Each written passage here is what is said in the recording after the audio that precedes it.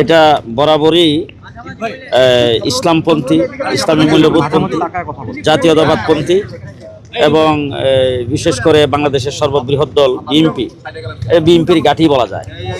তো আমি সেখান থেকে আমার জোটের পক্ষ থেকে আমাকে সেখান থেকে নির্বাচনে প্রার্থী ঘোষণা করেছেন। আমি এখান থেকে নমিনেশন পেয়েছি।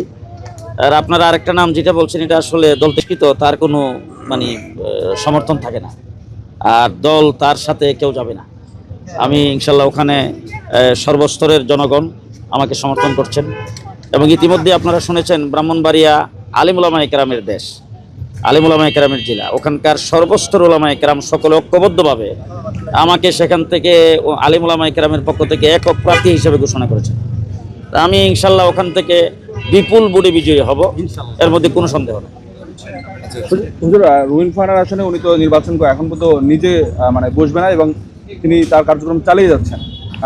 যদিও বিএনপি থেকে বলা হচ্ছে বহিষ্কার করা হচ্ছে, এবং সেক্ষেত্রে আপনার কি মনে হচ্ছে তার সাথে তো কিছু লোকজন যাবে এবং তিনিও একটা অবস্থান সেখানে আছে, তার কি মনে হচ্ছে, মানে বিভক্তি হবে না তাহলে?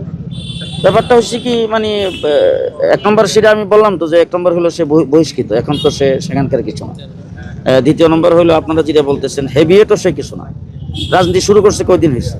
আমার রাজনৈতিক বয়সের 4 বছরের তার জিন্দিগির বয়স ছোট।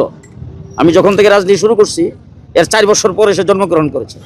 আমি রাজনীতি শুরু করছি 1977-78 থেকে, তার জন্ম হয়েছে 82-তে। হ্যাঁ, সুতরাং একটা সেখানে তার কার্যক্রম আছে, কার্যক্রম সে করতেছে। কিছু লোকজন তো বুটে এমনি একটা প্লেট পেপার একটা মার্কা থাকলে কিছু লোকজন এমনি নশিল মারে, কথা বুঝলেন না? তো এরকম কিছু তো হবেই, এটা মানে কোনো উল্লেখ